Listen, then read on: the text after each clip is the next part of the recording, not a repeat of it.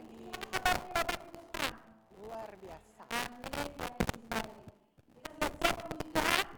Men.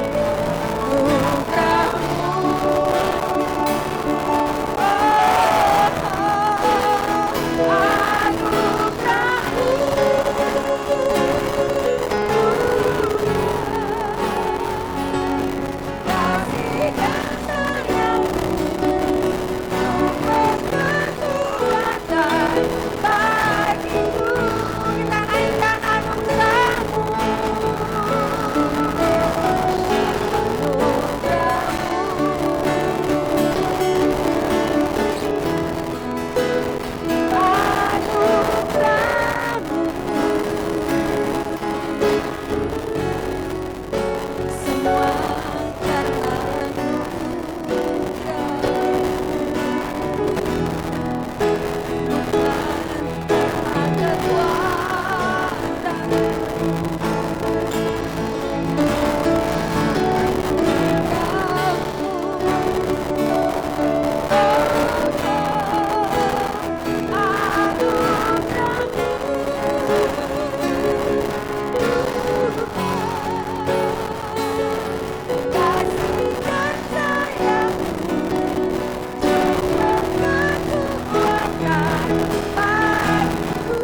Jemaat saja bunyikan ini, anugerahmu,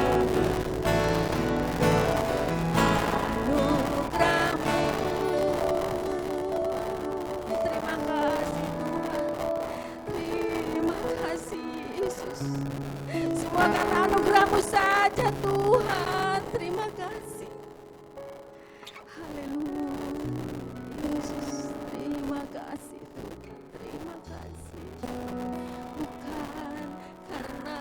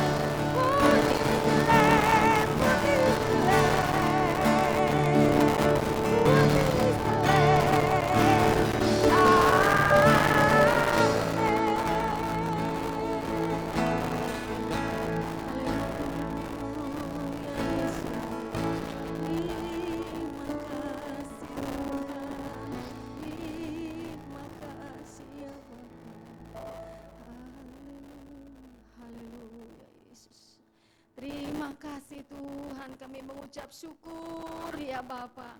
Engkau baik Tuhan, bahkan sampai detik ini Engkau tetap baik Tuhan. Terima kasih ya Bapa, kami mengucap syukur, kami sudah menjadi anak-Mu Tuhan. Kami sudah menjadi umat pilihan-Mu ya Bapa. Terima kasih Tuhan, Kau sudah tebus kami Bapa dengan darah yang mahal Tuhan. Kami mengucap syukur ya Bapa, terima kasih Tuhan, terima kasih. Bapa, pagi hari ini Tuhan, sebelum kami mendengarkan sebagian kabar baik firman-Mu ya Bapa, Tuhan, ampuni setiap kami ya Bapa. Ampuni kami Tuhan. Kami seringkali Bapa tidak setia. Kami seringkali mengecewakan Engkau, menyakiti hati-Mu Bapa. Lewat perbuatan, perkataan kami Tuhan, ampuni kami ya Bapa. Layakan kami Tuhan, biar perkenanan-Mu terjadi atas kami ya Bapa. Terima kasih Tuhan Yesus, terima kasih. Pagi hari ini Tuhan kami mau berdoa Tuhan buat para imam yang melayani Tuhan. Tutup bungkus kami dengan kuat kuasa darah-Mu Bapa. Kuasai kami dengan kasih-Mu Tuhan. Biarlah pujian yang sudah kami siapkan Tuhan dapat menjadi berkat bagi kami dan dapat memberkati setiap umat yang hadir pada hari ini Bapa. Terima kasih Tuhan Yesus, terima kasih.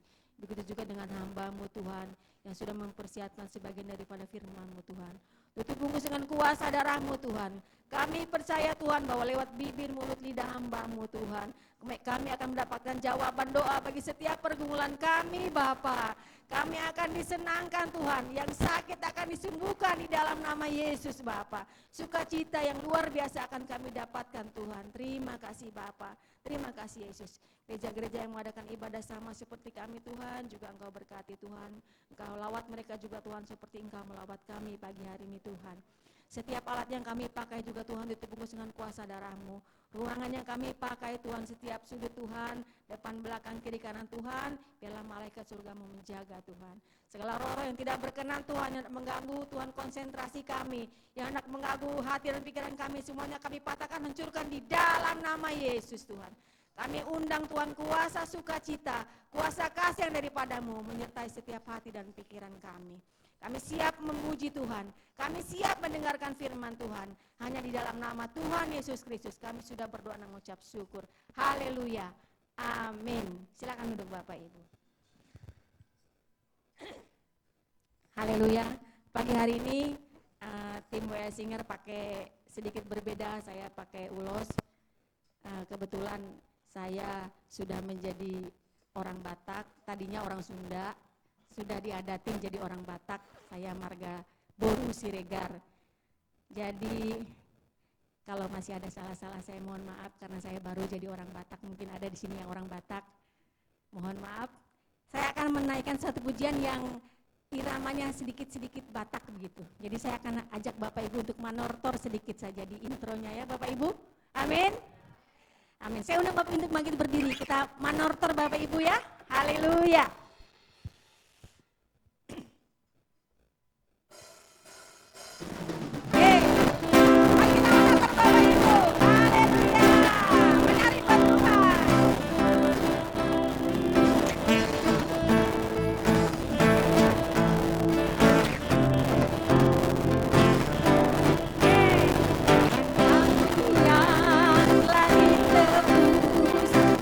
Dengan darah yang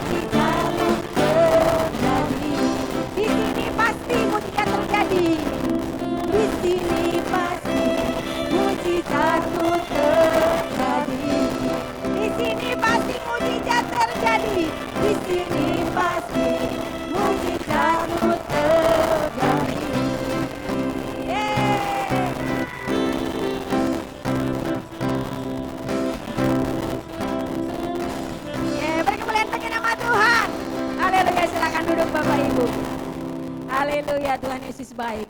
Dimanapun kita berdiri, kemanapun kita pergi, di situ mujizat Tuhan terjadi. Amin. Amin. Haleluya. Kita siapkan hati dan pikiran kita akan mendengarkan sebagian firman Tuhan yang akan disampaikan hambanya. Bapak Ibu, kehidupan kita itu seperti mentari yang gak pernah bersinar. Karena apa? Karena kita memiliki kasih Bapa.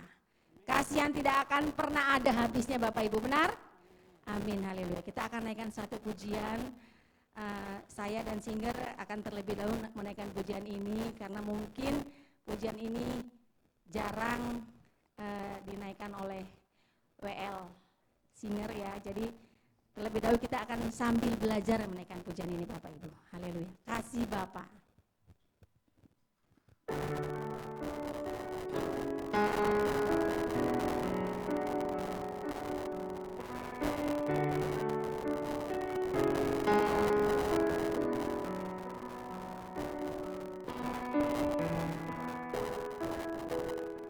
Seperti mentari yang bersinar,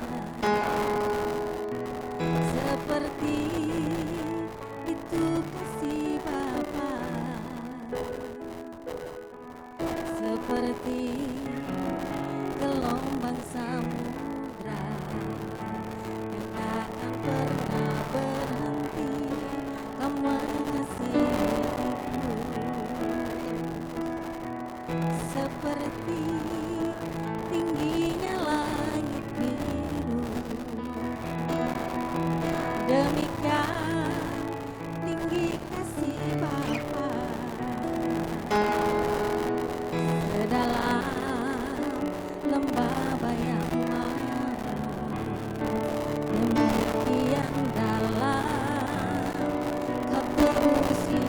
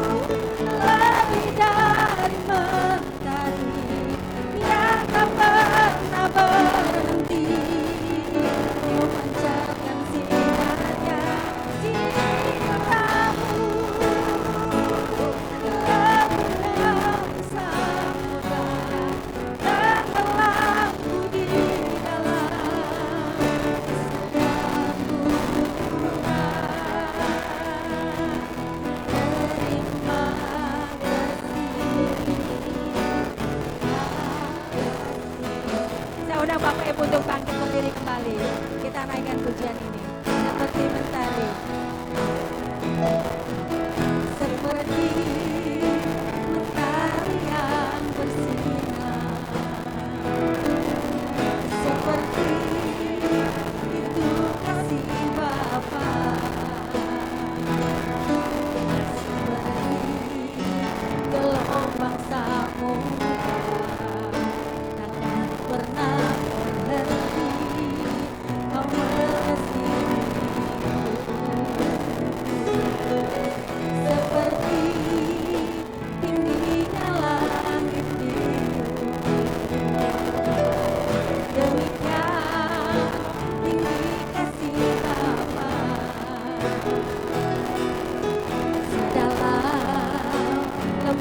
Bapa yang mau, itu yang salah kan terus hidup. Kasih-Mu lebih dari mentari yang tak pernah berhenti memancarkan sinarnya. Cinta-Mu lebih dari samudra,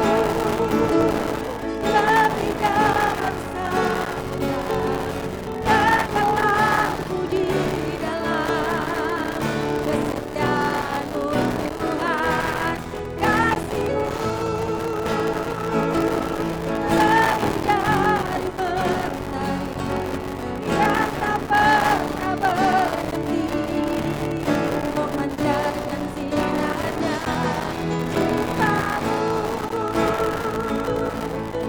samudra, tenggelamku di dalam kesetiaan-Mu Tuhan.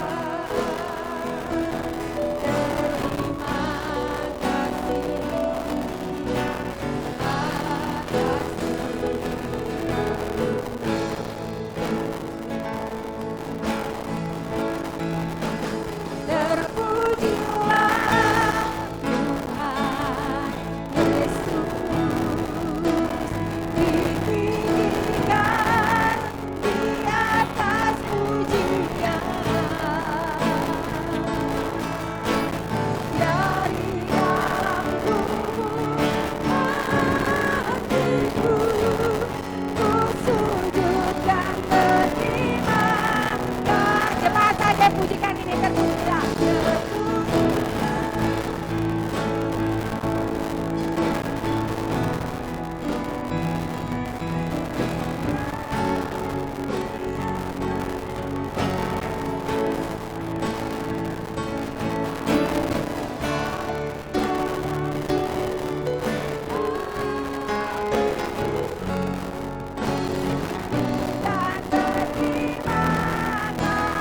sekali lagi,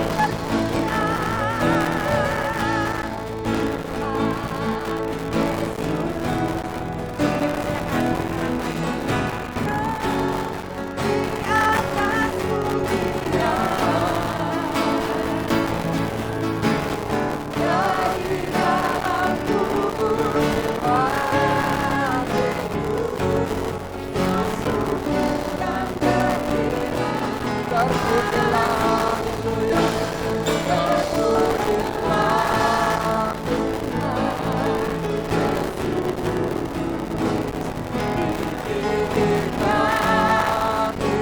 atas pujian. Dari dalam tubuh hatiku, sujud dan terima kasih. Dari dalam tubuh hatiku, sujud dan terima kasih. Dari dalam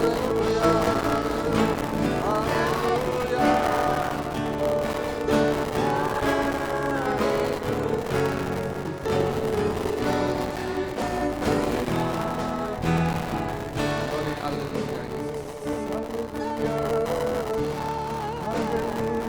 segala pujian hormat hanya bagi nama-Mu Tuhan.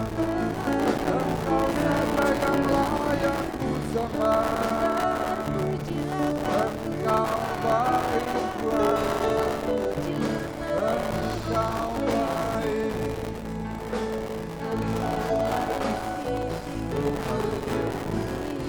Haleluya.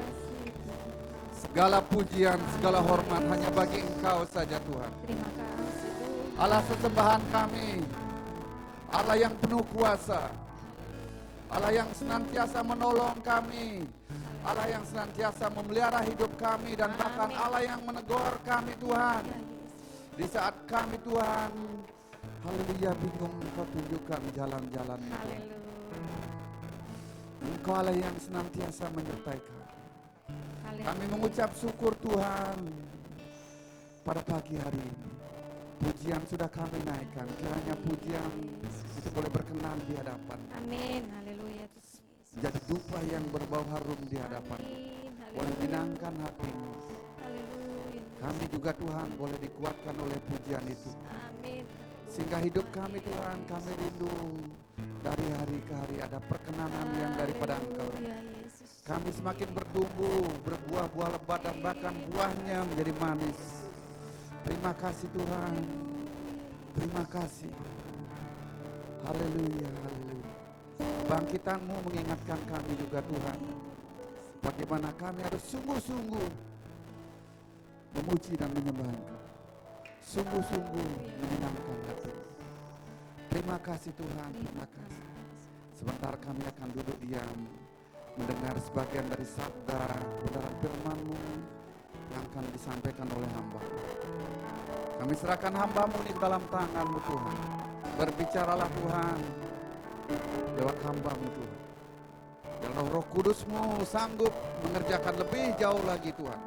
Kami semua umat-Mu yang mendengar, berikan telinga yang tangkas, hati yang terbuka siap menampung kebenaran firman-Mu, dan bahkan Tuhan, sikap hati kami Tuhan diperbarui. Kami rindu menjadi pelaku-pelaku daripada kebenaran firman-Mu, sehingga firman-Mu bukan cuma teori belaka Tuhan, namun kami adalah menjadi pelaku-pelaku kebenaran firman. Terima kasih Tuhan. Gereja-gereja lain, hamba-hamba Tuhan yang melakukan ibadah yang senada juga tetap kami serahkan ke dalam tangan penyertaan-Mu. Kau lawati mereka di mana syuting Kau lawat kami Tuhan. Ada rekan-rekan kami, hamba-hamba Tuhan GPT yang akan haleluya mengikuti Mubes. Saat ini mereka yang dari Papua, dari ujung-ujung Indonesia Tuhan, mereka berangkat ke Surabaya dalam mengikuti Mubes juga. Tuhan Kau sertai, hantarkan mereka tiba dengan selamat sampai di Surabaya. Demikian juga kami pada pagi hari ini, kami serahkan anak sekolah minggu seberapapun yang ada, tetap kami serahkan dalam nama. Guru sekolah minggu Tuhan Kau berkati. Ada anak-anak sekolah minggu, anak-anak kami yang saat ini ikuti lomba juga Tuhan Kau karyakan. Terima kasih Tuhan, kami siap mau menampung firman-Mu. Haleluya.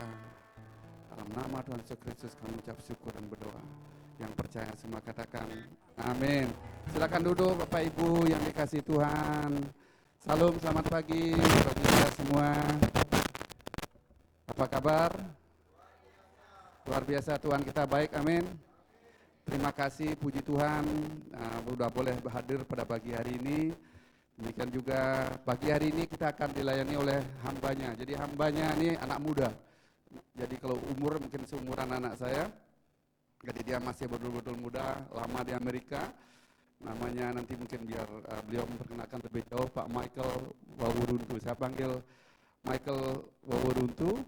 Dia anaknya dari pendeta Wawuruntu, Heri Wawuruntu.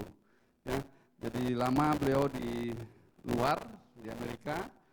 Dan kalau mungkin Bapak Ibu ingin tahu lebih jauh, dia adalah salah satu anak muda yang menjadi penerjemah, interpreter daripada hamba-hamba Tuhan dari luar negeri. Kalau dia ada KKR, ada seminar.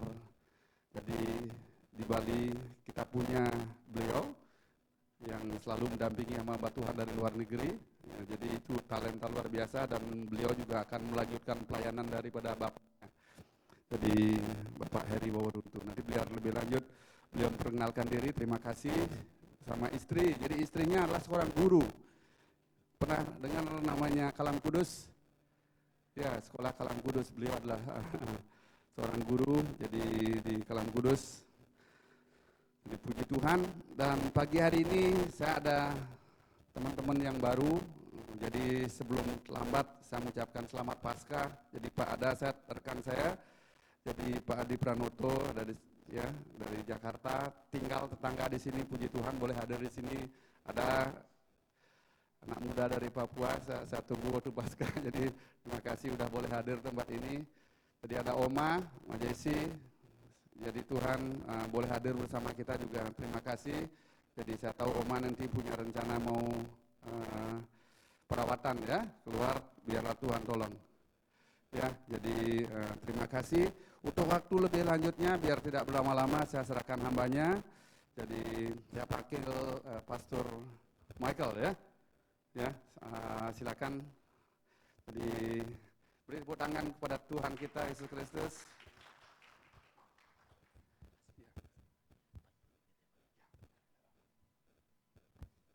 Haleluya.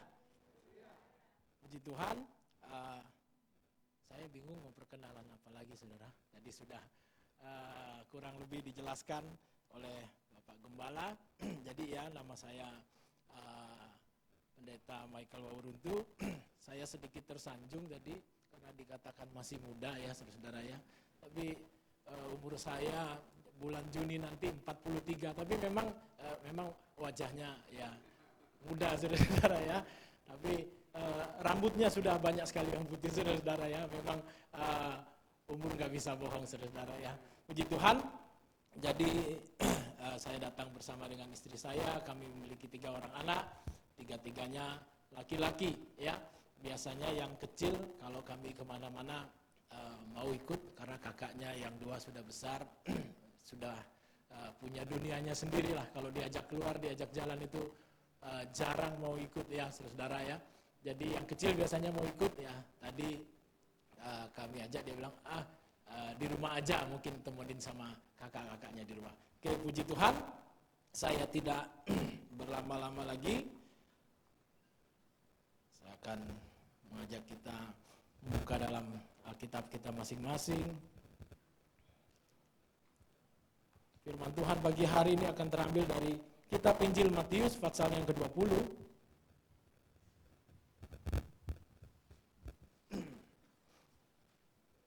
Kalau saudara tidak keberatan, mari kita menghormati firman Tuhan, kita bangkit berdiri.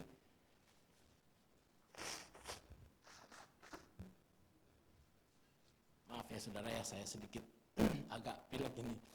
Matius pasal yang ke-20, supaya suasananya lebih hidup ini, saya ajak kita berinteraksi, saudara-saudara ya. Saya baca ayat pertama, saudara ayat yang kedua, dan seterusnya sampai ayat yang ke-16. Satu perikop ini dengan judul perumpamaan tentang orang-orang upahan di kebun anggur. Sudah dapat semua ya? Puji Tuhan. Adapun hal kerajaan sorga sama seperti seorang tuan rumah yang pagi-pagi benar keluar mencari pekerja-pekerja untuk kebun anggurnya.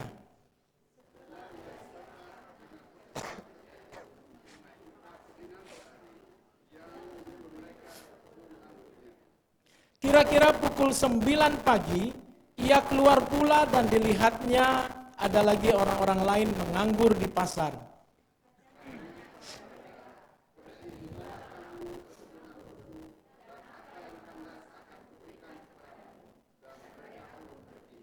Kira-kira pukul 12 dan pukul 3 petang, ia keluar pula dan melakukan sama seperti tadi.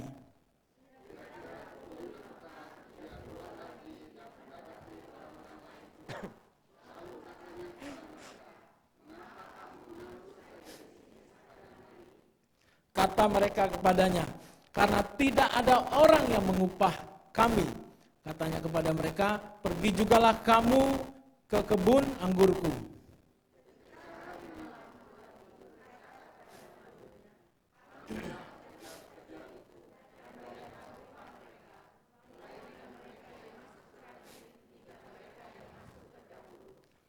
Maka datanglah mereka yang mulai bekerja kira-kira pukul 5 dan mereka menerima masing-masing 1 dinar.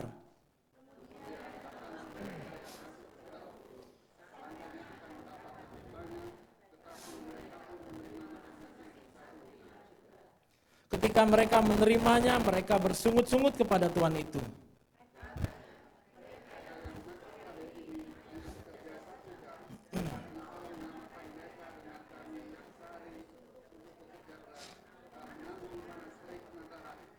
Tetapi Tuhan itu menjawab seorang dari mereka, saudara, aku tidak berlaku tidak adil terhadap engkau.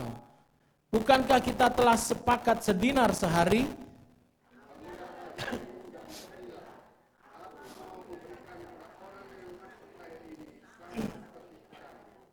Tidakkah aku bebas mempergunakan milikku menurut kehendak hatiku? Atau iri hatikah engkau karena aku murah hati?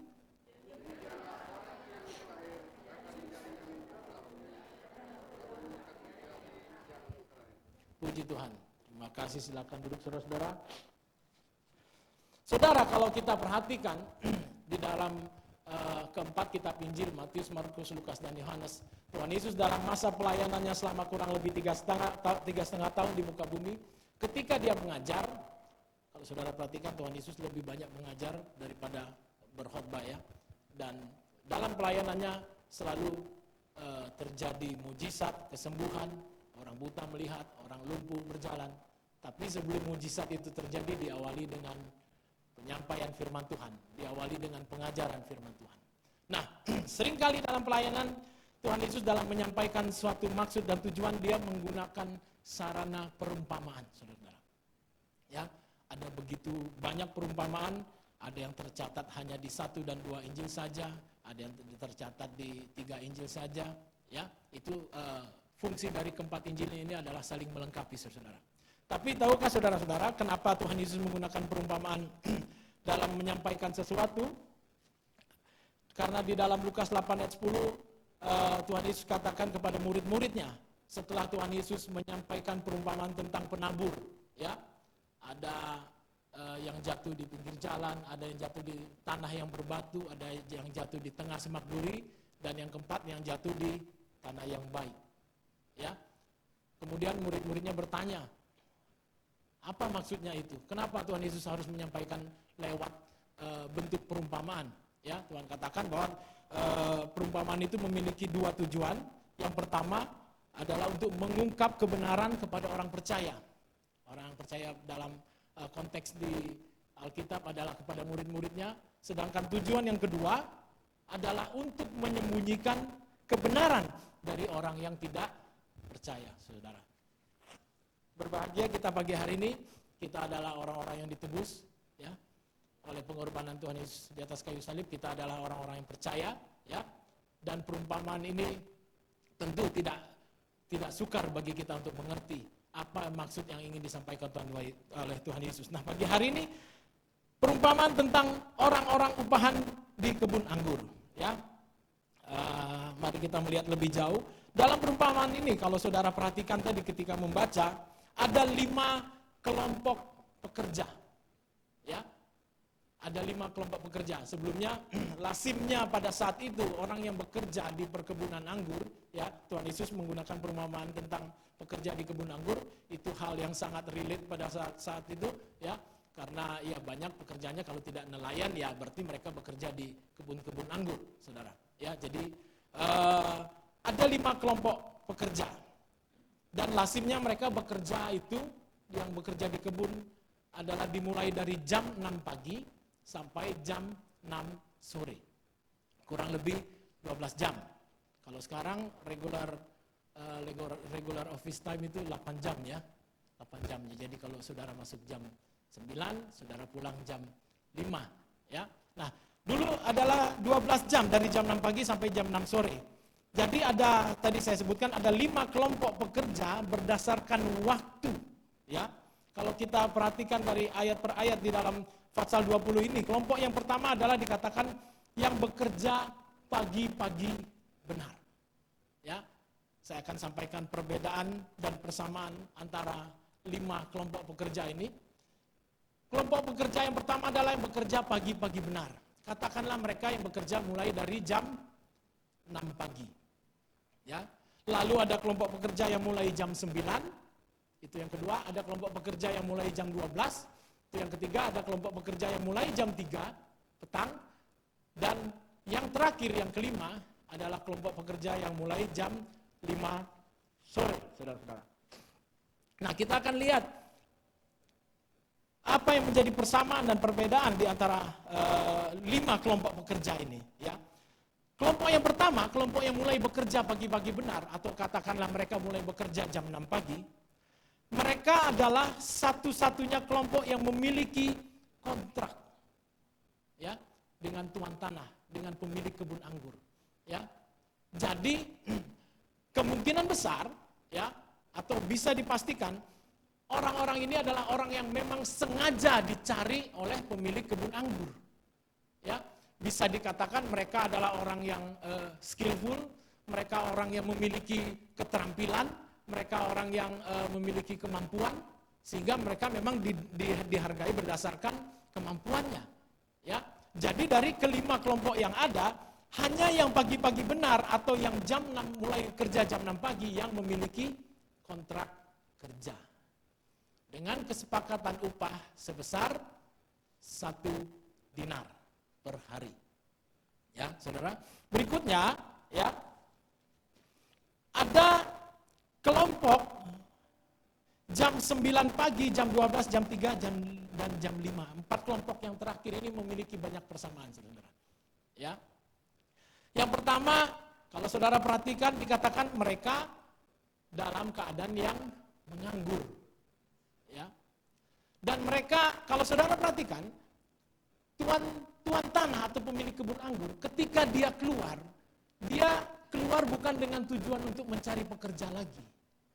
Karena dia sudah memiliki pekerja. Ya. Dan bahkan ada ikatan kontrak kerja. Kelompok jam 9, jam 12, jam 3, jam 5, mereka dikatakan menganggur. Ya. Tidak memiliki pekerjaan. Hanya kebetulan saja ketika tuan tanah, pemilik kebun anggur ini, ketika dia berjalan keluar, dikatakan menuju ke pasar, lalu dia bertemu.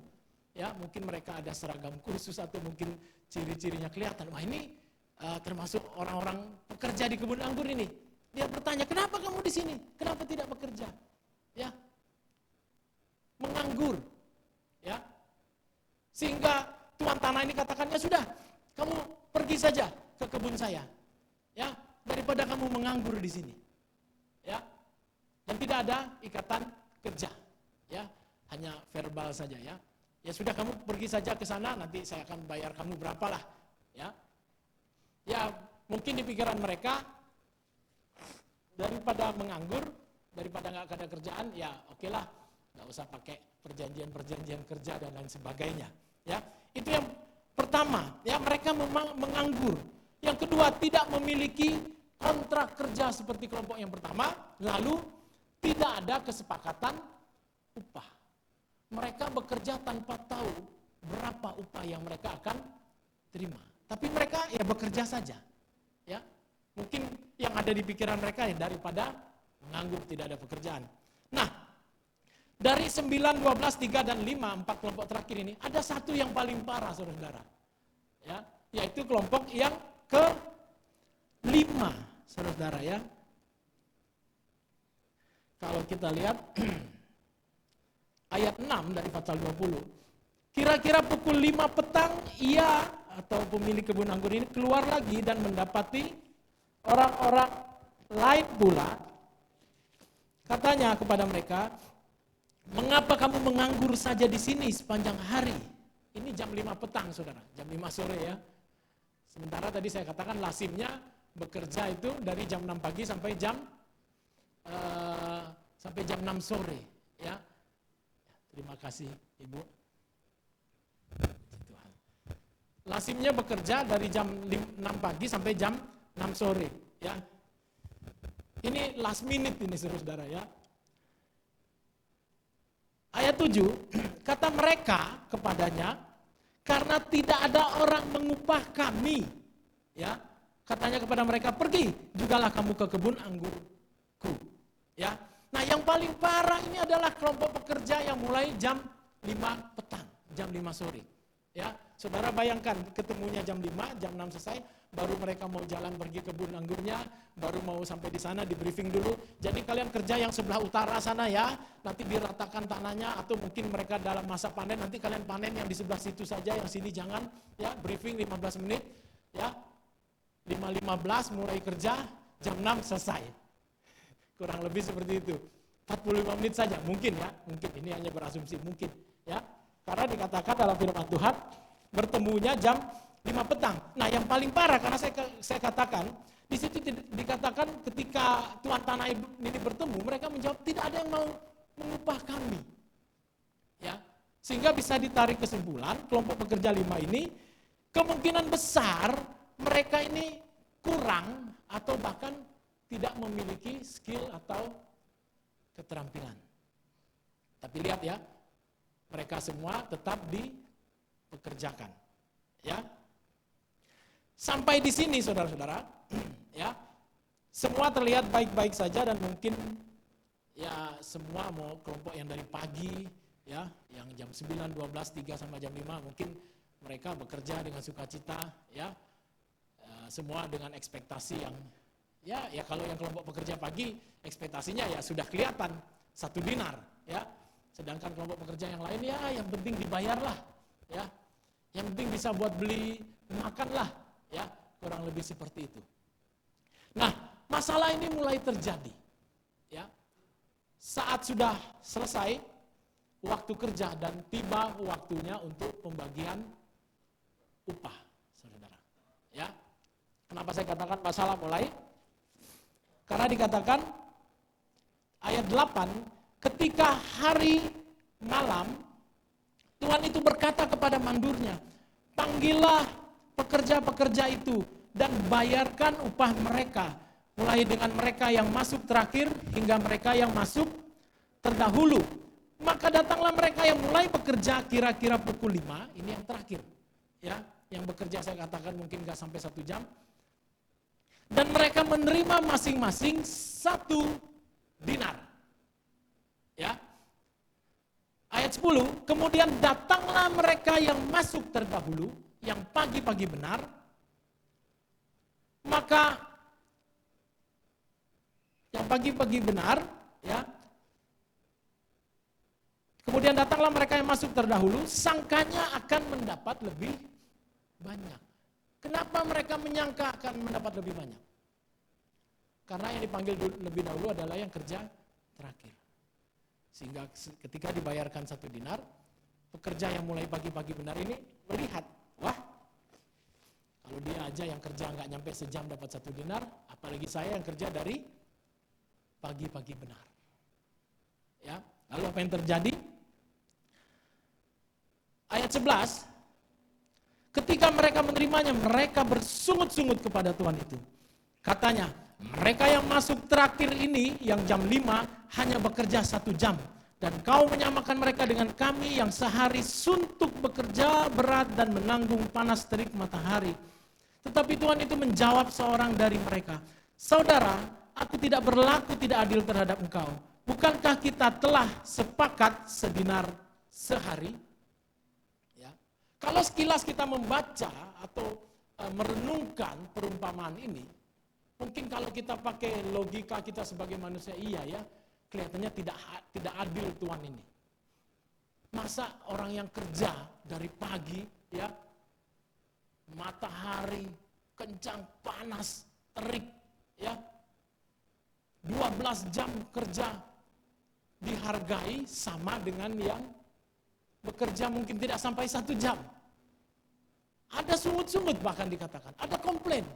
Mereka seperti tidak terima, kok kenapa sama?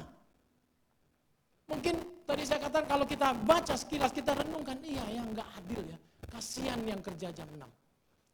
Ya, jangankan yang jam 9 pagi, bisa-bisa yang jam 9 pagi juga komplain, wah kami bekerja dari jam 9 sampai jam 6, itu berarti berapa? 9 jam saudara ya.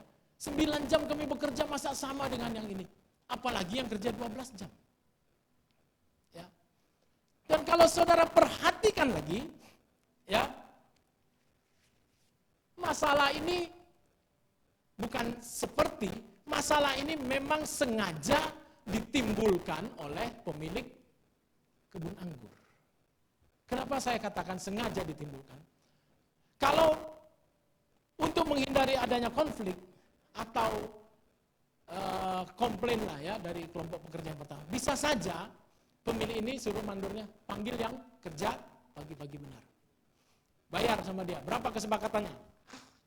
1 dinar, kasih 1 dinar. Setelah itu suruh pulang. Ya. Yang berikutnya mulai dari yang jam 6, jam 9, jam 12. Ya, jadi yang pagi-pagi benar tidak tahu berapa dibayar yang kerja terakhir. Tapi ini kalau saudara perhatikan, dengan sengaja pemilik kebun anggur ini menyuruh mandornya panggil yang paling terakhir dulu. Yang kerja cuma 1 jam, dibayar 1 dinar. Ya, sehingga dengan kondisi itu yang mulai bekerja pagi-pagi melihat, wah, mereka dibayar 1 jam, sehingga mereka memiliki kemudian ekspektasi yang lebih daripada kontrak yang mereka miliki. Sehingga ketika mereka dibayarkan 1 dinar, mereka komplain. Saudara tahu jawaban dari pemilik kebun anggur? Dia katakan, di mana salahnya saya? Saya tidak melanggar kontrak kerja. Kalau perjanjian 1 dinar dibayar mungkin setengah atau 3/4, itu baru melanggar. Kalau kita pikir-pikir lagi, iya ya, dia nggak bersalah. Ya, tapi ini kan masalah belas kasihan mungkin ya, masalah menghargai.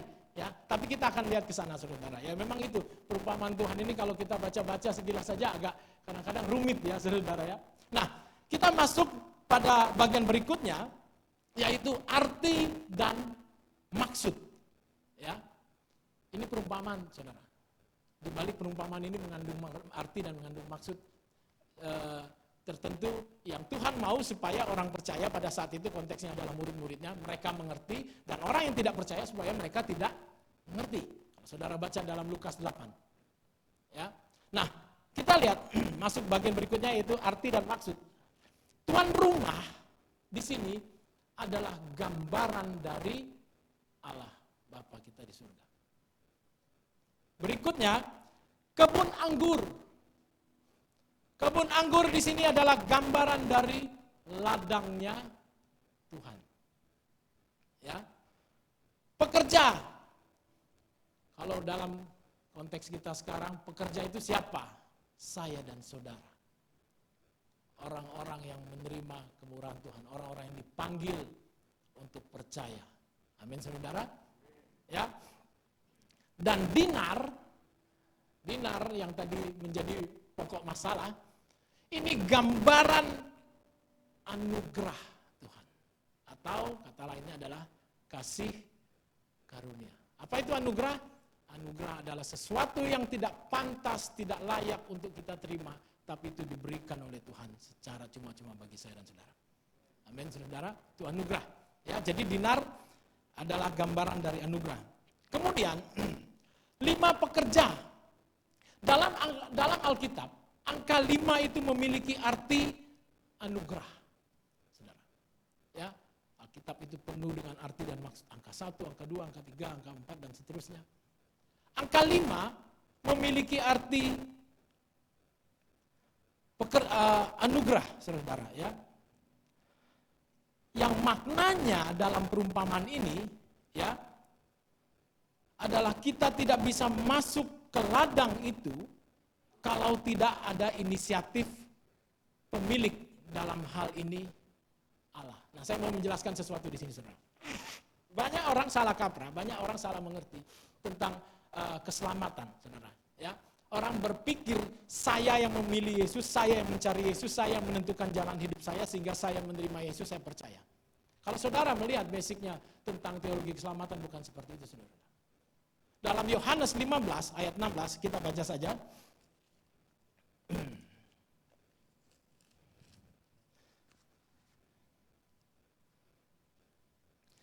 Yohanes 15 ayat 16 saya bacakan, saudara perhatikan, bukan kamu yang memilih aku. Ya. Aku di sini huruf besar, tetapi akulah yang memilih kamu. Ya. Dan aku telah menetapkan kamu supaya kamu pergi dan menghasilkan buah dan buahmu itu tetap. Supaya apa yang kamu minta kepada Bapa dalam namaku diberikannya kepadamu. Saudara perhatikan, bukan kita yang memilih Yesus. Saudara dan saya, kita tidak pernah memilih Yesus, saudara. Sesungguhnya anugerah keselamatan yang kita terima itu karena Allah yang memilih kita.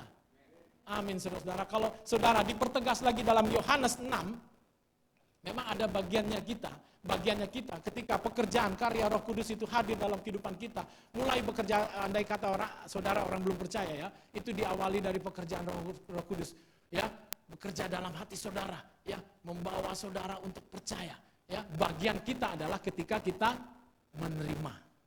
Bagian kita adalah ketika kita mengatakan, ya Tuhan, aku percaya bahwa Engkau adalah anak Allah, bahwa Engkau datang lahir di dunia ini, mati di atas kayu salib, bangkit pada hari ketiga. Semua itu engkau kerjakan untuk menebus saya dari segala salah dan dosa saya.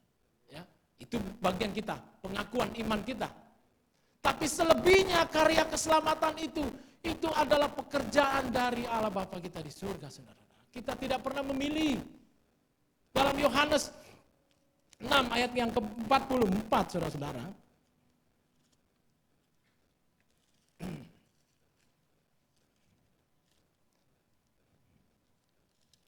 Ada yang bisa bantu saya bacakan?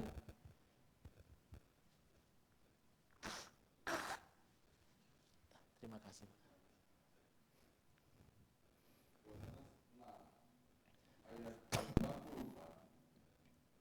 Tidak ada seorang pun yang dapat datang kepadaku, jikalau ia tidak ditarik oleh Bapa yang mengutus aku, dan ia akan kubangkitkan pada akhir zaman. Oke, terima kasih Pak. Tidak ada seorang pun, tidak ada satu manusia pun, tidak ada siapapun. Apakah dia ahli Taurat, apakah dia ahli Farisi, apakah dia imam, apakah mungkin dia imam besar. Tidak ada seorang pun yang dapat datang kepada Tuhan kecuali diawali dari inisiatif Bapa. Keselamatan kita diawali dari inisiatif Bapa. Amin, saudara. Ya, karena dengan jelas dikatakan tidak ada seorang pun yang dapat datang kepadaku. Ya, dapat datang kepada Yesus jikalau ia tidak ditarik oleh Bapa yang mengutus aku. Kata ditarik di sini adalah berbicara inisiatif. Inisiatif artinya siapa yang memulai. Karya keselamatan dimulai dari Bapa di surga. Amin, saudara. Ya. Jadi saya dan saudara kalau ada di sini, ini semua hanya kasih karunia Tuhan. Amin, saudara. Kalau kita masih hidup, masih bernafas, masih sehat, saudara boleh minum suplemen 3 kali sehari. Saudara boleh minum vitamin.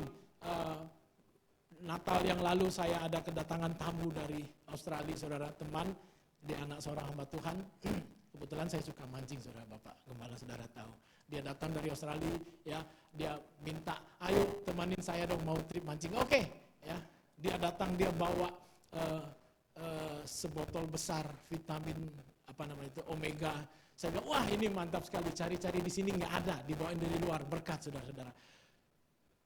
Tapi saudara biar minum omega itu 1 hari 10 kali, ya, bukan itu yang terutama sumber kekuatan kesehatan dalam hidup kita.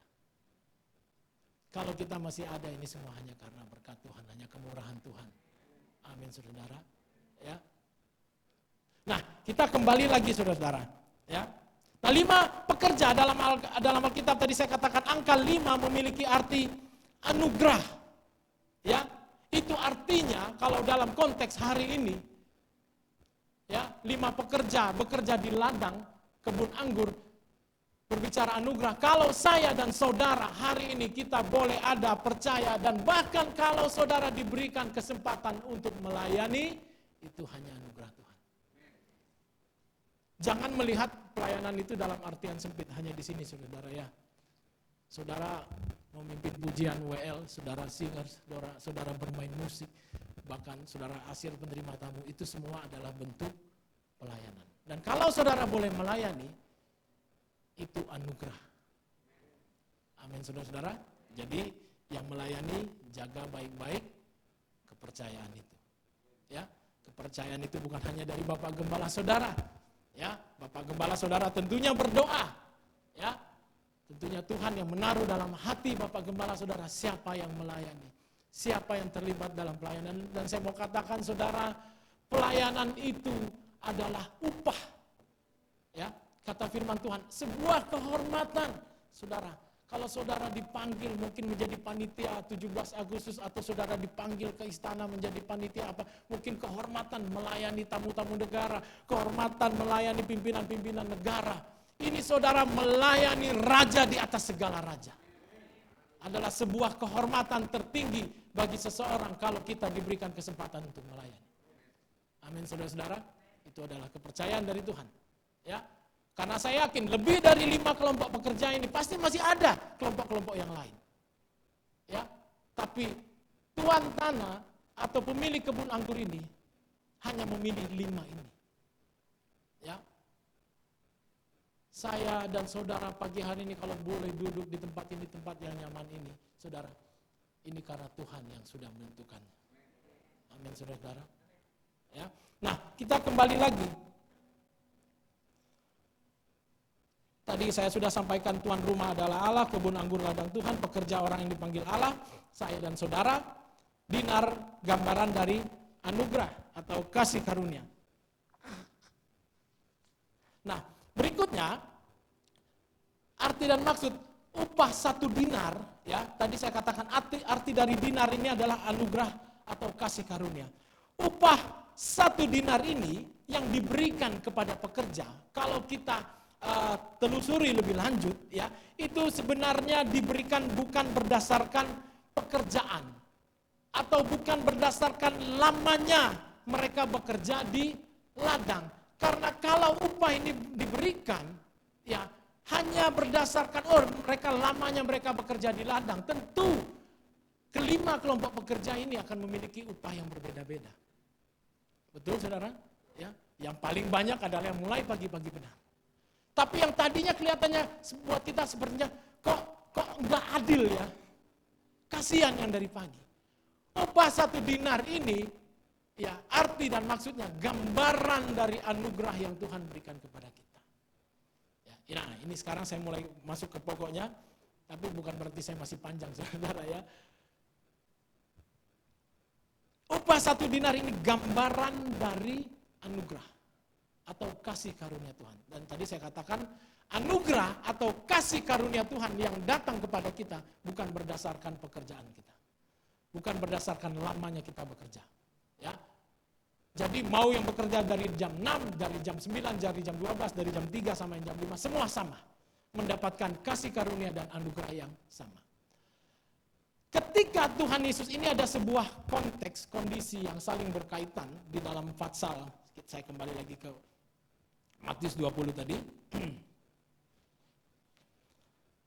Konteks kejadian atau cerita ketika sampai Tuhan Yesus menyampaikan perumpamaan tentang orang-orang upahan di kebun anggur di Fatsal 20 tadi, ini merupakan bentuk respon, ya, dari 2 kejadian sebelumnya. Apa 2 kejadian sebelumnya? Kalau saudara lihat yang di atas, ya, ada perikopnya, ada upah mengikut Yesus. Kalau kita lihat lagi sebelumnya, perikop sebelumnya, ada cerita orang muda yang kaya. Nah, kalau saudara perhatikan, ketiga cerita ini saling berkaitan. Ketika Tuhan sampaikan perumpamaan ini adalah bentuk respon Tuhan atas 2 buah pertanyaan sebelumnya. Pertanyaan ada dari Petrus, ketika Petrus bertanya, kami sudah meninggalkan segala sesuatu. Apa upah yang kami terima? Kami sudah meninggalkan pekerjaan kami sudah meninggalkan keluarga kami sudah meninggalkan rumah kami, meninggalkan kampung halaman kami, meninggalkan semua-muanya untuk mengikut Yesus. Apa upah yang kami terima? Ya. Petrus berkata seperti itu karena dia merespon pembicaraan sebelumnya antara Yesus dengan orang muda yang kaya. Nah, ini saudara saya ajak untuk melihat ya gambaran besarnya. Karena satu ketika Yesus bersama-sama muridnya, ya, datanglah orang muda yang kaya, ya, dan bertanya kepada Yesus. Saudara tahu apa pertanyaannya? Dikatakan di Fatsal 19 ayat 8 ayat 16, ada seorang datang kepada Yesus dan berkata, "Guru, perbuatan baik apakah yang harus kuperbuat untuk memperoleh untuk memperoleh hidup yang kekal?" Ya. Konteks pada saat itu, saudara-saudara, bangsa Israel ini sudah hanyut terlalu jauh, saudara. Keagamaan buat mereka itu hanya sekedar perbuatan, hanya sekedar rutinitas, bahkan lebih ke ritual. semua mereka lakukan tanpa hati. Ya, kalau saudara lihat konteks sebelumnya, mereka baru saja mengalami periode 400 tahun, 400 years silent. Ya, dari kitab terakhir Maleakhi masuk ke masa Yohanes Pembaptis, ada 400 tahun silent. Ya, artinya Tuhan tidak berbicara. Tuhan seperti biarkan, ya biarlah suka-sukamu lah. Mau apa? Ya. Sehingga sampai tiba waktunya kemudian Tuhan mengutus suara, ya, yang digambarkan Yohanes Pembaptis. Ya. Jadi tidak heran pada saat itu kegiatan mereka untuk Tuhan tidak lebih dari sebuah kegiatan hanya keagamaan, hanya ritual, hanya kebiasaan, hanya budaya. Ya. Dan ini juga terbawa pada anak muda ini. Kenapa saya katakan seperti kebiasaan? Karena anak muda ini bertanya, saya sudah melakukan semua hukum Taurat. Ya. Karena kalau kita lihat pembicaraan dialog selanjutnya, ayat 17 pasal 19, jawab Yesus, apakah sebabnya engkau bertanya kepadaku tentang apa yang baik? Hanya satu yang baik, tetapi jika engkau ingin masuk ke dalam hidup, turutilah segala perintah Allah. Kata orang itu kepadanya, perintah yang mana? Ya, kata Yesus, jangan membunuh, jangan berzinah. Ini semua yang disebutkan Yesus adalah hukum Taurat. Jangan berzinah, jangan mencuri, jangan mengucapkan saksi dusta, hormatilah ayahmu dan ibumu, dan kasihilah sesamamu manusia seperti dirimu sendiri. Kata orang muda itu kepadanya, semuanya itu telah kuturuti, apalagi yang masih kurang. Ya, kalau secara konteks keagamaan dia ini dapat nilai 100, dapat nilai 10, ya. Tapi tahu saudara, apa yang jadi permasalahan utama? Mereka memiliki pemahaman yang salah tentang keselamatan, saudara. Karena di ayat pertama dikatakan, saudara boleh garis bawahi, ada seorang datang kepada Yesus dan berkata, Guru, perbuatan baik apakah yang harus ku perbuat untuk memperoleh hidup yang kekal? Bapak boleh bantu saya bacakan di Efesus pasal 2 ayat 8 sampai 10. Saudara perhatikan ya, dia tanyakan perbuatan baik apakah yang harus ku perbuat untuk memperoleh hidup yang kekal. Ya. Efesus 2 ayat 8 sampai 10. Sebab karena kasih karunia kamu diselamatkan oleh iman. Itu bukan hasil usahamu, tetapi pemberian Allah. Itu bukan hasil pekerjaanmu.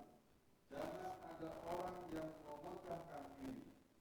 Karena kita ini buatan Allah, diciptakan dalam Kristus Yesus untuk melakukan pekerjaan baik yang dipersiapkan Allah sebelumnya. Ia mau supaya kita hidup di dalamnya. Terima kasih. Saudara perhatikan, mereka memiliki pemahaman yang sama, yang salah, ya, yang bertentangan dengan apa yang menjadi isi hati dari Allah. Mereka beranggapan, memang saya tidak menyalahkan anak muda yang kaya ini, ya, karena dia terbawa dengan kebiasaan, dengan keadaan, dengan lingkungan, ya. Hal ini dipraktekkan oleh para ahli-ahli Taurat, ya. Orang-orang Farisi, imam-imam, mereka mempraktekkan lebih kepada hanya sebatas kegiatan, kebiasaan, rutinitas, ya, tanpa memakai hati. Sehingga mereka punya pemikiran, saudara perhatikan, bahwa keselamatan dapat dicapai dengan perbuatan baik. Sehingga anak muda ini datang kepada Yesus dan dia katakan, Guru, perbuatan baik apa yang harus kulakukan supaya beroleh keselamatan. Ya. Bertahun-tahun kemudian, Rasul Paulus jelaskan kepada jemaat yang di Efesus bahwa keselamatan kita itu hanya karena kasih karunia Tuhan. Tidak ada hubungannya sama perbuatan baik kita, sama usaha kita, sama pekerjaan kita. Ya, tanpa bermaksud menyinggung, no offense, ya. Saudara kita kalau ada yang pergi mendahului doanya, semoga saudara tahu doanya, semoga apa yang diterima? Amal dan perbuatan baik. Hanya di dalam kekristenan yang memiliki konsep bahwa keselamatan bukan karena perbuatan manusia, bukan karena perbuatan baik kita. Itu anugerah Tuhan. Itu hanya suatu karya yang bisa dikerjakan oleh Yesus sendiri, saudara-saudara. Amin, saudara-saudara. Ya. Sehingga ketika anak muda ini berkata, oh saya sudah ini dan itu. Yesus tahu isi hatinya, saudara-saudara. Ya, Yesus kenal dia. 1 Samuel 16 katakan, yang menjadi indikator dari Tuhan untuk menilai seseorang adalah hati. Ya, Nabi bisa salah ketika mau mengurapi yang menjadi raja. Ya, Tuhan Yesus katakan, bukan dia, saya sudah menolak dia. Kamu melihat dari luar, saya melihat isi hati. Jadi jangan main-main dengan Tuhan ya. Karena indikatornya adalah hati kita. Ya. Jadi, saya mau katakan tadi, ketika datang orang muda ini, dia merasa dia sudah sempurna. Dia sebenarnya tidak mau bertanya, dia sebenarnya butuh validasi, dia butuh pengakuan dari Tuhan Yesus bahwa kamu sudah ini loh contohnya yang kayak gini. Mungkin itu yang dia harapkan. Tapi dia punya pola pikir seperti itu karena terbentuk oleh lingkungan. Ya. Sehingga ketika dia datang, dia menunjukkan, dan kemudian Tuhan menunjukkan masih ada kelemahan yang pada dia pergi dan kecewa. Bagaimanapun usaha saudara-saudara tidak dapat mencapai atau menggapai keselamatan itu dengan usahamu sendiri. Amin, saudara. Namanya aja anugerah. Tadi saya katakan anugerah adalah sesuatu yang tidak layak untuk kita terima, tapi diberikan secara cuma-cuma. Amin, saudara. Kemudian ketika melihat kejadian itu, ini saling berkaitan. Ketika melihat kejadian itu, Petrus dan murid-murid yang lain, mereka mungkin, wah ini anak muda aja yang seperti ini sudah melakukan ini dan itu saja, ternyata masih belum cukup. Ada kekhawatiran di antara murid-muridnya, bagaimana dengan kami? Lalu mereka sekali lagi mencoba dengan usaha manusia. Petrus bertanya, guru, kami sudah meninggalkan segala sesuatu, kami sudah ini, sudah itu, sudah ini dan lainnya, sudah meninggalkan pekerjaan, meninggalkan rumah, intinya semua perbuatan baik, perbuatan manusia. Ya. Lalu kemudian datanglah perumpamaan ini yang memberikan pemahaman kepada murid-muridnya pada saat itu, bahwa bukan berdasarkan pekerjaan kelompok pekerja 1, 2, 3, 4, 5, bukan berdasarkan pekerjaan mereka, bukan berdasarkan lamanya, oh saya udah ikut Tuhan 30 tahun, saya pasti masuk surga, saya pasti masuk ini. Bukan, saudara-saudara, yang menentukan adalah hatimu ketika nanti saatnya sudah tiba. Amin, saudara-saudara. Bukan, ukurannya bukan lamanya waktu. Ya, 1 dinar diberikan rata kepada semua, karena itu gambaran anugerah. Karena anugerah Allah tidak memandang perbuatan baik. Ya, jangan kita memiliki pola pikir kita berbuat baik supaya diselamatkan. Lalu gimana? Berarti kita nggak usah berbuat baik. Salah juga, saudara-saudara. Kita berbuat baik bukan supaya diselamatkan. Justru kita berbuat baik karena kita sudah diselamatkan. Amin, saudara-saudara. Saya dan saudara berbuat baik untuk kita menunjukkan kasih Tuhan kepada orang-orang di sekitar kita. Jangan lupa ya, kita punya label yang diberikan Tuhan dalam Matius 5. Apa itu labelnya? Kamu adalah garam dan terang. Ya. Lewat perbuatan baik kita, lewat tutur kata yang baik kita, lewat karakter kita, tanpa perlu saudara berkhotbah, orang bisa datang kepada Kristus. Amin, saudara. Ya. Khotbahmu yang terutama adalah karaktermu. Amin, saudara-saudara. Ya. Karena kalau cuma sekedar berdiri di sini, kalau saudara buka AI mungkin khotbah saudara lebih bagus dari khotbah pagi hari ini. Tapi khotbahmu adalah kehidupanmu sehari-hari. Ya. Saudara menjadi penyembah yang benar. Penyembah yang benar adalah bukan ketika saudara berdiri di sini mengangkat tangan berlinang air mata. Penyembah yang benar adalah yang setiap hari dalam kehidupannya berpikir, berbicara, berlaku seperti firman Tuhan. Amin, saudara. Kalau sekedar begini, siapa yang tahu isi hati? Ya. Amin, saudara. Makanya dalam 1 Samuel 16 Tuhan melihat indikator Allah menilai seseorang hati. Ya. Nah, jadi itu yang disampaikan saudara-saudara, ya, perumpamaan ini bentuk respon atau jawaban Tuhan kepada murid-muridnya, ya, yang pada saat itu mungkin mereka sedikit bingung. Lah, yang begini saja anak muda yang mungkin udah luar biasa dalam pelaksanaan keagamaannya saja sudah luar biasa, tapi masih bisa kecewa, tapi dia masih dianggap belum sempurna.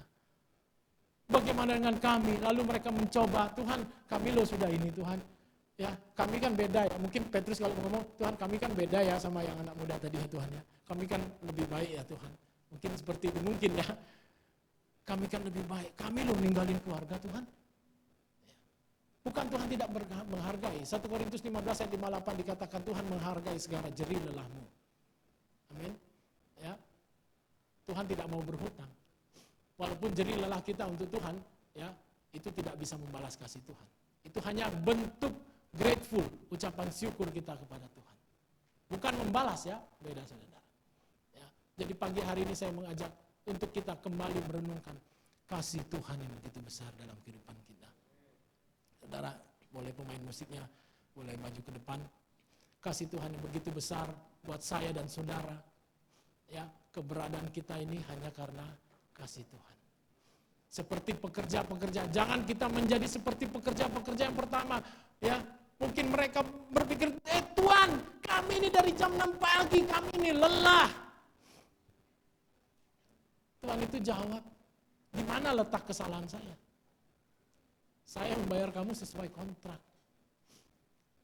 Kalau Petrus bertanya, Tuhan kami sudah ini dan itu. Tuhan bilang, Petrus, kamu berbuat baik dari hidup sampai mati, kamu gak bisa membalas kebaikan. Ya, kamu tidak bisa mencapai keselamatan itu lewat perbuatan baik. Itu semua hanya karena anugerah Tuhan.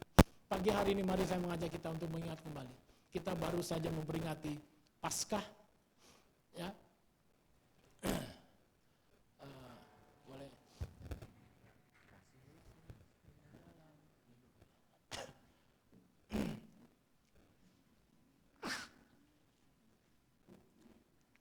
Mazmur 116, Raja Daud berkata begini saudara-saudara. Ayat 12 kalau tidak salah. Bagaimana akan kubalas kepada Tuhan segala kebaikannya, segala kebajikannya kepadaku. Ya. Sebuah ungkapan atau isi hati dari seorang raja, Raja Daud. Ya, raja yang sangat diberkati, raja yang sangat berkuasa, ya, raja yang sangat dihormati. Tapi dia tahu menempatkan dirinya, tahu menempatkan keberadaannya, bahwa dia katakan, bagaimana akan kubalas kepada Tuhan segala kebajikannya kepadaku. Dia menyadari semua keberadaannya itu hanya karena kemurahan Tuhan. Seharusnya kita lebih lagi responnya daripada Raja Daud. Kita adalah umat-umat ketebusan, kita adalah orang-orang yang sudah melihat, kita adalah orang-orang yang sudah mendengar, membaca bagaimana pengorbanan Yesus di atas kayu salib. Zaman Raja Daud, Tuhan Yesus belum naik ke atas kayu salib, saudara. Zaman saya dan saudara saat ini, Tuhan Yesus sudah naik ke atas kayu salib. Ya. Tahun lalu, kemurahan Tuhan bulan Januari kalau tidak salah, oleh pemilik hotel ini, kami beberapa hamba Tuhan berkesempatan untuk mengunjungi Israel, saudara. Wah, pengalaman yang sangat sangat membekas, sangat berarti. Karena selama ini hanya bisa baca di Alkitab, ya, hanya mendengar, tapi bisa melihat langsung. Ada satu cerita, ada satu tempat ini dulunya adalah rumah imam besar Kayafas. Sekarang sudah jadi gereja di sana, jadi chapel. Ya, letaknya di Yerusalem, di luar Old City, ya, di luar kota tua itu, tapi masih di Yerusalem. Kalau yang saudara perhatikan di Alkitab, penderitaan Yesus adalah ketika dia dicambuk, itu ketika dia dihadapkan oleh Pontius Pilatus, kemudian di Via Dolorosa, perjalanan kurang lebih 600 atau 650 meter, memikul kayu salib, ya, seberat kurang lebih 60 kilo, ya, lalu ketika dia digantung, ya, dipakukan di tangan, di kaki, kemudian ditombak, ya, Tapi kalau saya tidak ke sana, saya tidak tahu. Di rumah imam besar Kayafas ini, oleh tour leader kami ini orang Arab sana, saudara, puji Tuhan, dia sudah lahir baru, ya.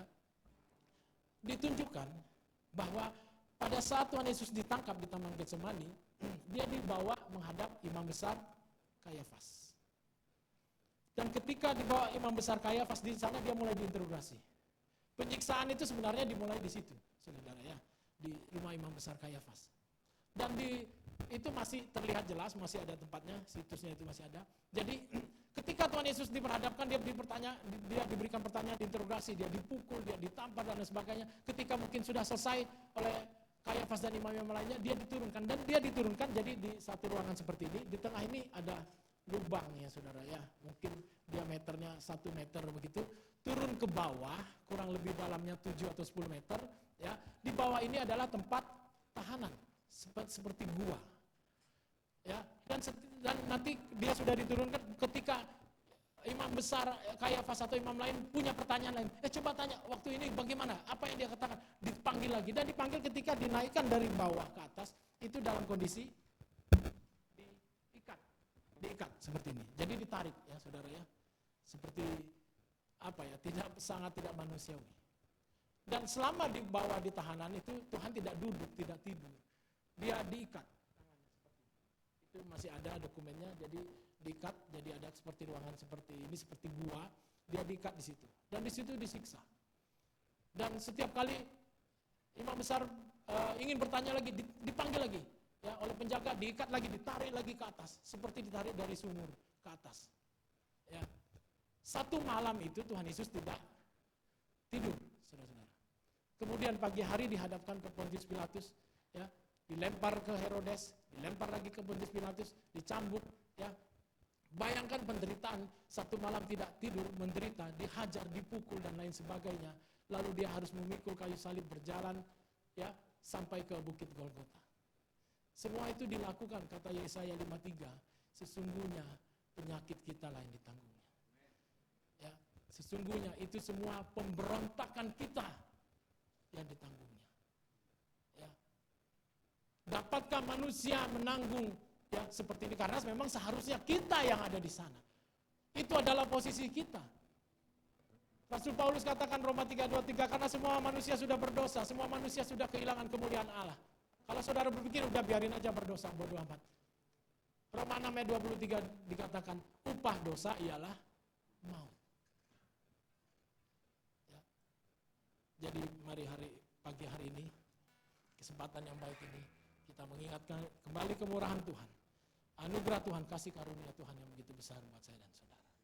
Ya, kita nyanyikan.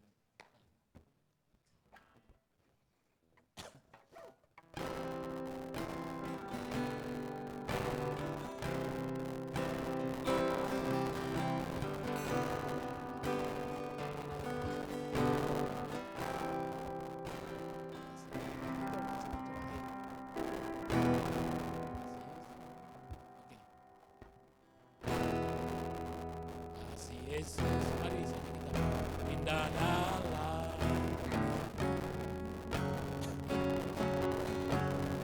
Yesus.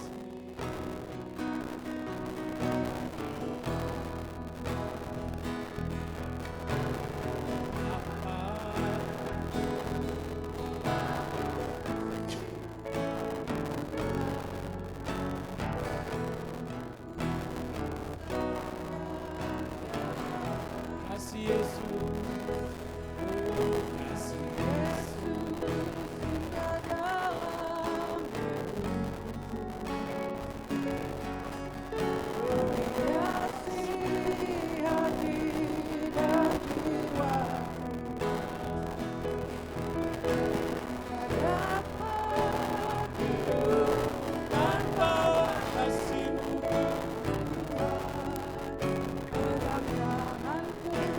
Sepanjang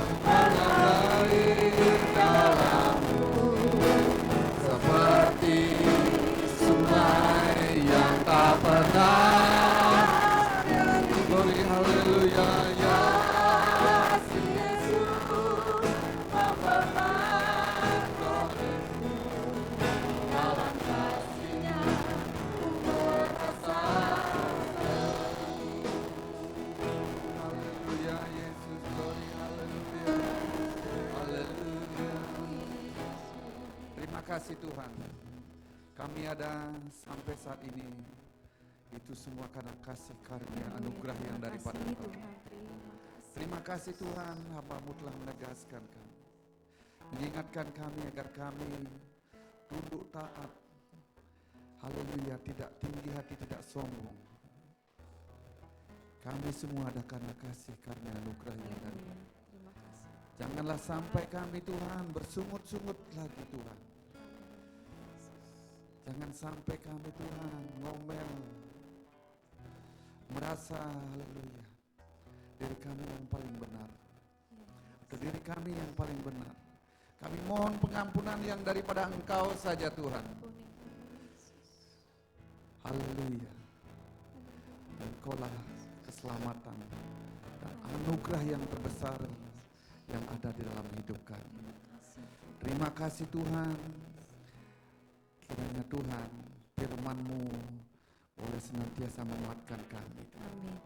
Demikian juga hamba-Mu yang Engkau pakai untuk menyeberangkan isi hati-Mu Tuhan.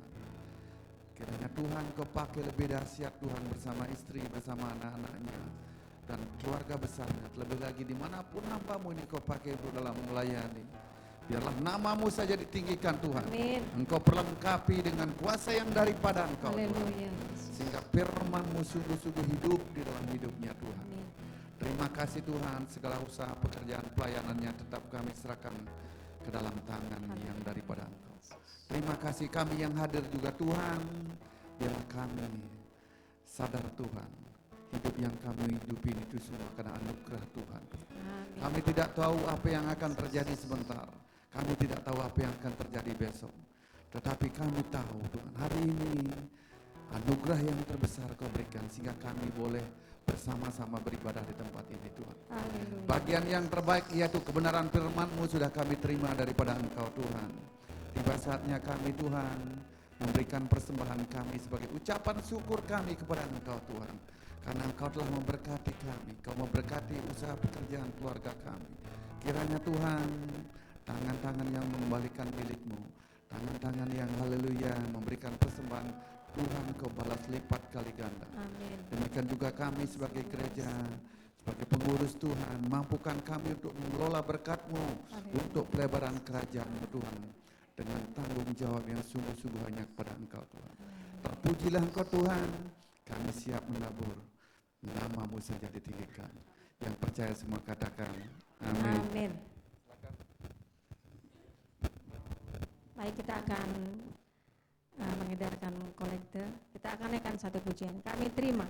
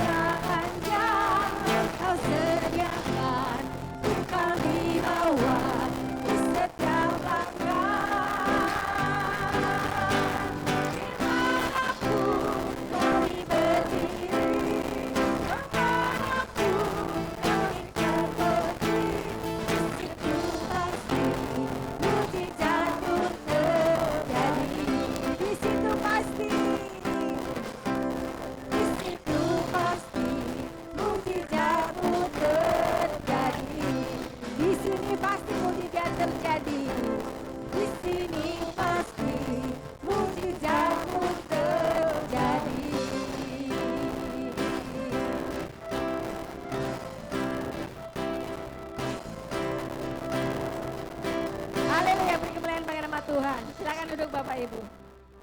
Baik, sebentar kita akan melihat Newsweek sepekan ke depan. Silakan multimedia.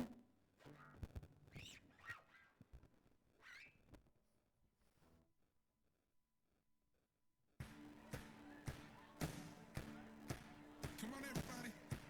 We're about to sing about His goodness, about His greatness. Come on, hey. Father, provider, protector, defender, my hope, my anchor. When the storm is raging, my friend, the sinner, good shepherd and healer, my maker, redeemer. He is more than able.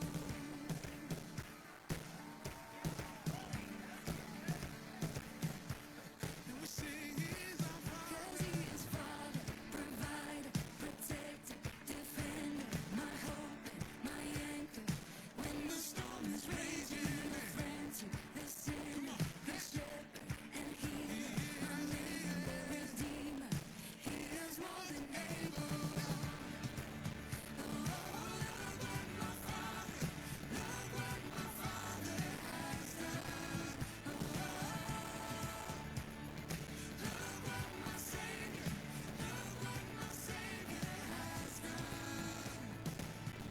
Who is like the Lord Almighty? Who can scale these walls I've built? When the darkness screams I'm guilty, Father claims me as His.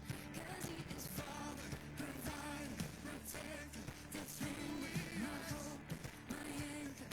When the storm is raging, your friend, the sinner, good shepherd and healer, my maker, redeemer. He is more than able.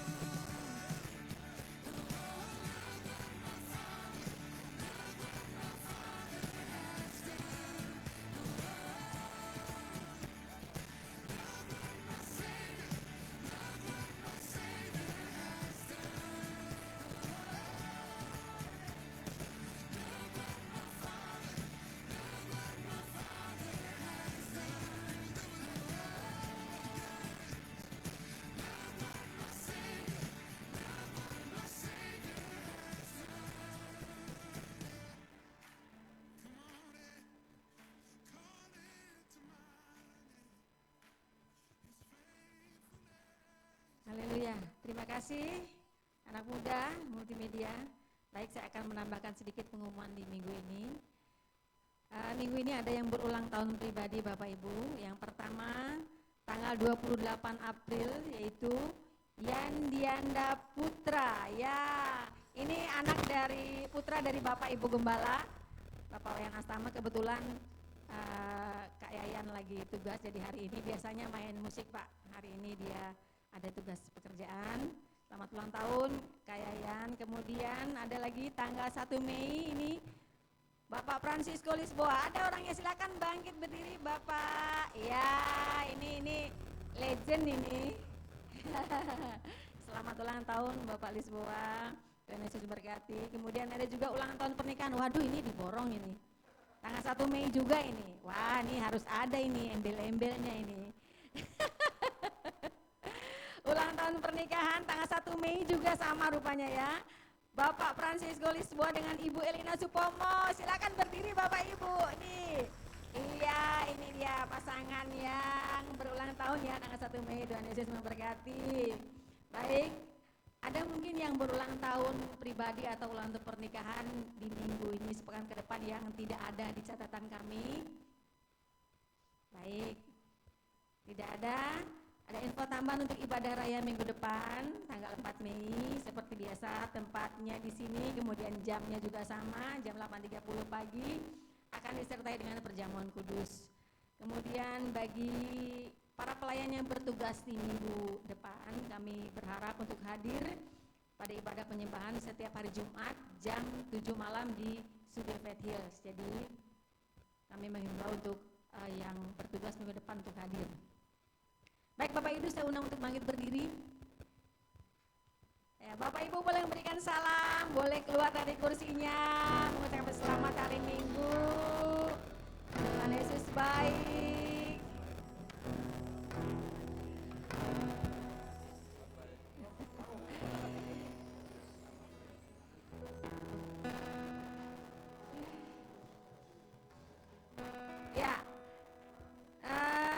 juga memberikan apresiasi yang luar biasa buat para pelayan yang melayani minggu ini. Terima kasih semuanya, mulai dari Aser, WS Singer, pendoa, guru sekolah minggu, multimedia, soundman, semuanya. Terima kasih, Tuhan Yesus memberkati.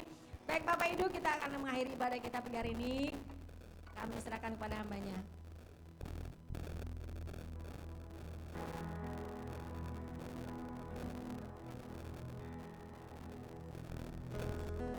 Oke, mohon sebelum kita akhiri satu hal lagi, saya minta teman-teman mohon bantu doa. Saya akan berangkat ke Surabaya nanti tanggal 29. Mohon bantu agar acara Mubes itu berjalan dengan baik. Siapapun yang jadi pemimpin, jadi suksesi dari Bapak Gembala Senior kita, Bung Firmanyo, biarlah itu sesuai dengan kehendak Tuhan.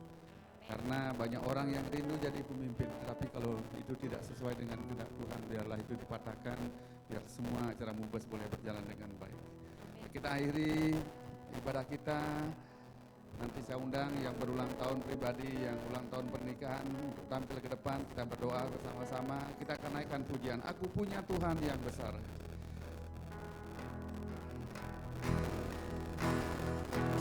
Aku punya Tuhan yang besar, yang tak berjanji dan sanggup menggenapi imanku bersepakat, percaya kuasanya, ku terima sekarang kemenangan darimu. Kiranya haleluya Yesus, kiranya Kau memberkati aku berlimpah-limpah dan memperluas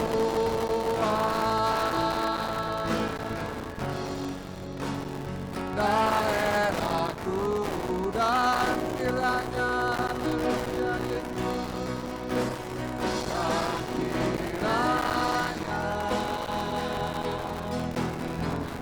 menyertai aku dan melindungi aku daripada malapetaka, sehingga keselamatan kita menimba aku dan Tuhan, dan Tuhan mendengarkan dan menjawab doaku.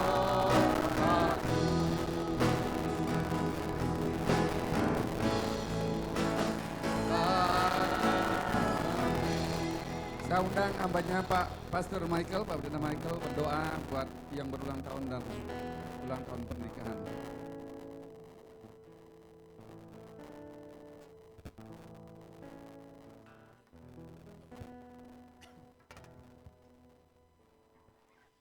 Terima kasih Bapak. Kami bersyukur buat segala kebaikan kasih karunia Tuhan yang kami selalu alami dalam kehidupan kami, Tuhan, setiap hari. Dan secara khusus Tuhan yang sudah dialami oleh keluarga Bapak Franciscus Lisboa, Tuhan, di mana pada tanggal 1 Mei nanti sekaligus Bapak rumah tangga ini akan menikmati usia yang baru yang Tuhan akan berikan, sekaligus juga usia baru dalam pernikahan mereka, Tuhan. Saat ini kami berdoa di dalam nama Tuhan Yesus Kristus, kiranya Tuhan memberkati Bapak itu dengan hikmat kebijaksanaan yang daripadamu sebagai kepala rumah tangga. Penyertaan Tuhan, pemeliharaan Tuhan dalam kehidupannya. Dalam usianya yang baru dia semakin bijaksana, Tuhan. Amin. Dia memiliki hati yang takut akan Kau, Tuhan. Memimpin keluarganya untuk datang kepadamu, Tuhan. Untuk Tuhan percaya, Tuhan. Dan menempatkan Engkau di atas segala-galanya, Tuhan. Itu menjadi doa kami, Tuhan. Berkati dia dengan kekuatan, dengan kesehatan, Tuhan Yesus. Berikan dia umur yang panjang, Tuhan. Lalukan, Tuhan, halaukan sakit penyakit apapun dari dalam kehidupannya di dalam nama Yesus, Tuhan. Dan juga kami berdoa pada hari yang sama di tanggal 1 Mei nanti, Tuhan, Mereka akan menikmati berkat Tuhan dalam pernikahan mereka Tuhan. Oh, Ditambahkan 1 tahun lagi usia pernikahan mereka Tuhan Yesus. Saat ini kami berdoa di dalam nama Tuhan Yesus. Engkau tambahkan kasih Allah di dalam kehidupan mereka. Amin. Ikat mereka dengan tali kasih yang daripadamu Tuhan. Amin. Mereka menjadi keluarga yang berkenan di hadapan Tuhan. Haleluya. Keluarga yang mengasihi Tuhan. Mengasihi satu sama lainnya Tuhan. Amin. Haleluya. Keluarga yang di dalamnya terang kasih Kristus boleh memancar Haleluya. Tuhan Yesus. Amin. Dan sekali lagi boleh menjadi keluarga yang selalu mengutamakan Tuhan di atas segala-galanya Tuhan. Itulah yang menjadi doa kami Tuhan. Berkati sekali lagi mereka Tuhan sekeluarga Tuhan. Berkati segala usaha pekerjaan mata pencarian mereka, apapun yang mereka kerjakan. Ada penyertaan Tuhan, ada pertolongan Tuhan di dalamnya. Itulah menjadi doa kami. Terima kasih Tuhan, terpujilah namamu. Haleluya, terima kasih Tuhan, terima kasih. Demikian juga tengah-tengah kami ada saudara kami yang baru ikut ibadah bersama-sama kami. Kami serahkan Pak Pranoto, Ko Pranoto ke dalam tangan-Mu, Bu Jesi. Haleluya, ada saudari kami dari Papua, dari Sumbayu, ada tengah-tengah kami Tuhan. Dan kami semua yang hadir pada pagi hari ini, kami serahkan mereka Tuhan. Apapun yang menjadi pergumulan dalam kehidupan mereka juga Tuhan, Engkau adalah jawaban dari setiap pergumulan kami. Karena pengharapan kami hanya ada di dalam Engkau Tuhan. Haleluya. Kami ada semua karena anugerah yang daripada Engkau Tuhan. Dan kami percaya tidak ada yang mustahil bagi Engkau. Amin. Haleluya, kami undang Engkau ada di dalam hati setiap saudari kami Tuhan. Engkau memimpin, memberikan damai sejahtera dan sukacita. Haleluya. Karena Kristus adalah sumber sukacita kami. Amin. Terima kasih, demikian juga kami berdoa pada pagi hari ini buat pemilik hotel Pak Gun, Ibu Merlin dengan pelayanannya di Infinity Ministry. Kami serahkan ke dalam tangan-Mu.